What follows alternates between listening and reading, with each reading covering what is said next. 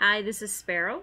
I am making a video today about the wonderful world of Toyokalon. Yay! I've started bringing in Toyokalon because I've noticed since I've opened Cold Bunny Dread Supply that finding Kanekalon is really hard to do nowadays, and I've been told by a lot of companies that Kanekalon, is pretty much no longer available for a lot of companies, and this has to do with a whole bunch of trademark. Basically, one Japanese company is pissed off at all the other companies out there that have been ripping off their product and selling it and saying it's 100% Kanekalon, and basically they're not allowed to do that anymore because this one company is actually enforcing their trademark laws, and they've actually owned the patent to Kanekalon since about 1967. But you don't want a history lesson. You're here because I'm talking about Toyokalon and making dreads with it. I brought in a bunch of rainbow. It's hard to see because of the light, but this is rainbow Toyokalon.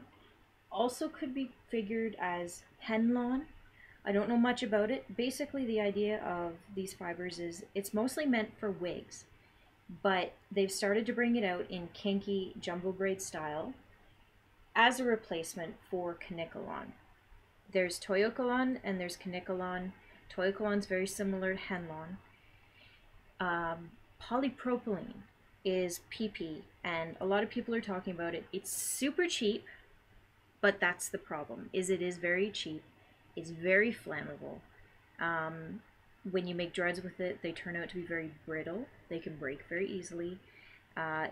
It's the type of thing the cheaper the product, the less likely it is to last. And personally, if I was going to make dreads with polypropylene, I wouldn't expect them to last more than a few wears or whatever, depending on how hard you are on your dreads. I'm very hard on my dreads, and I wear my woolies that I make now. I don't wear Kanekalon or Toyokalon, though I have to admit this stuff is super soft and silky, and I'm actually going to put one in my hair and see how I like it and wear it for a while to see how it holds up against how I beat on dreads. So yeah, full-on review. But yeah, this is the stuff I'm using. And I picked the rainbow fiber because I figured this has probably gone through the most processing possible to get these colors all in here. So I figured it would be the one that took the most abuse. I've mentioned this before in my other videos. I'm not very good at editing videos, so this is just going to be, this is all free range. Yay. I started making a dread. Here's one half of it. That bump is the little bit, I don't know, I fluffed that up pretty bad when I was back combing it. When it comes to back combing, this stuff is actually a lot like real hair. And that's what I kind of look at it as. People say Toyokalon won't make good dreads. People say polypropylene won't make good dreads. But I look at it this way. We make dreads in natural human hair of every shape, of every texture, of every ethnicity. And when it comes to plastic or synthetic fibers, you have to look at it the same way. This stuff is very similar to real hair, in my opinion.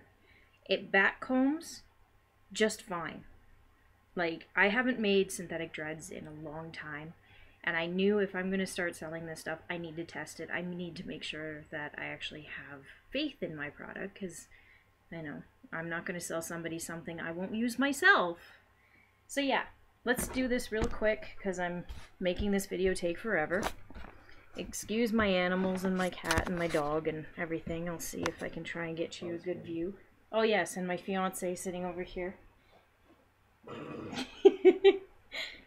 doesn't like the camera? Yes, who doesn't like the camera? I'm going to try and get this on here. This is usually my setup for when I do wool dreads, so it's not really set up for doing synthetic dreads, which are a lot harder to keep on the coat hanger. So I actually use a hair clip, as weird as it sounds. But yes, you see my dread.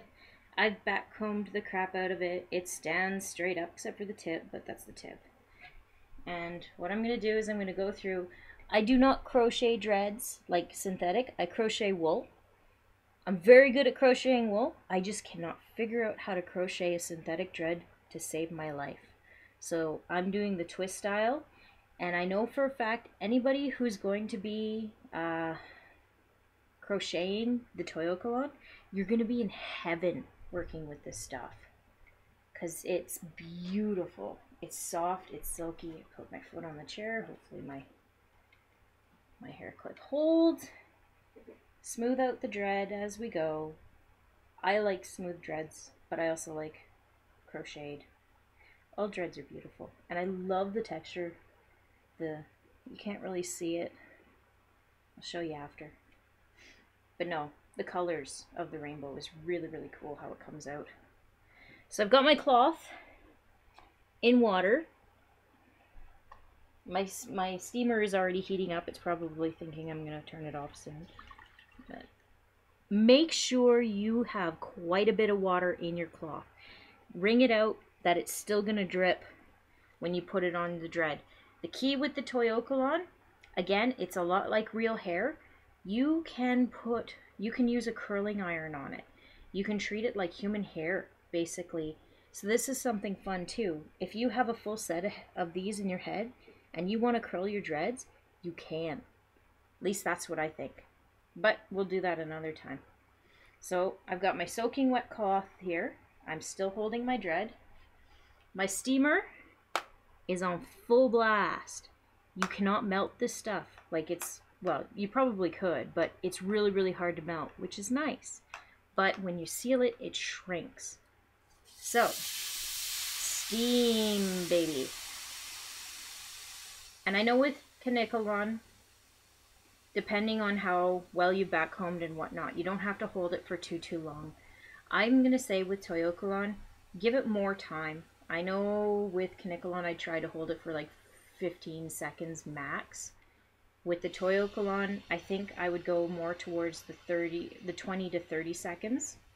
The more time you put into it, yes, it's more work and whatnot, but honestly, these turn out really, really silky and pretty. And if you can't find Kanekalon, it's a good substitute in my opinion. It's the next best thing. But yeah, this is going to be exciting. You can watch my steamer, or my flat iron steam. Diversity Hair has a lot of really, really, really good information on her website. I'm going to try to provide as much information as I can on my website, but I also work full time. So I don't have the time to sit there and like bulk up my website like there's no tomorrow. But I'll try and give you guys as much info as I possibly can. That's why I tried to keep you guys in the loop. When it came to finding out about the fact that nobody has Kanekalon.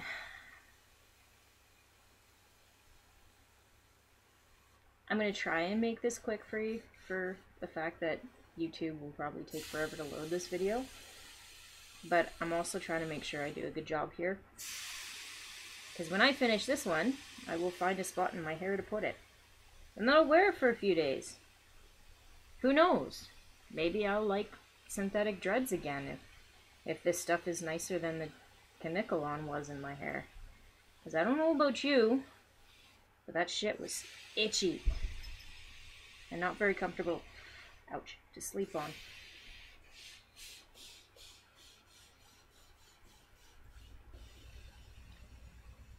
Now you may have to do this more than once. Just like when you were learning how to use Kanekalon, you're going to need to learn how to use this stuff. Everybody has their own way of doing things, and everybody has their own methods. This is still pretty warm, but I'm going to let go. And yeah, it's unrolling where I rolled it, but it shrunk. It's holding together. You may need to do it a few more times, but you can definitely work with this stuff. You can definitely make dreads with it. And if you're crocheting it, I don't know, I think it would be beautiful. I'm going to be sending off some of this stuff to one of my friends who does make crochet dreads, and she's very, very good at it. and see how she likes it. Excuse me. I'll let you guys know how that goes, and I will show pictures on my website of the finished product so you can see what this stuff looks like once it's done being dreaded. But yeah, that's just a quick summary of me working with the dread. I'll take it off. Yes, it's only half sealed. And I've also twisted the other part around. This is something I'm going to show you too. See, it's sealed, it's whatever. You fluff it, frickin' be rough as crap with it. Boom. It's still there. It still holds its shape. I think that's one of the things that's really going to be cool about this fiber is the fact that it just wants to stay. But yeah, quick video, really quick. It's a weeknight, yay! And I'm a spaz. Okay, if you guys have any more questions, ask me. Go to my website, www.coldbunny.com. You can send me a message about anything. Hell, I'll talk about the weather. I'm Canadian. But yeah, check it out, please. The stuff's fun.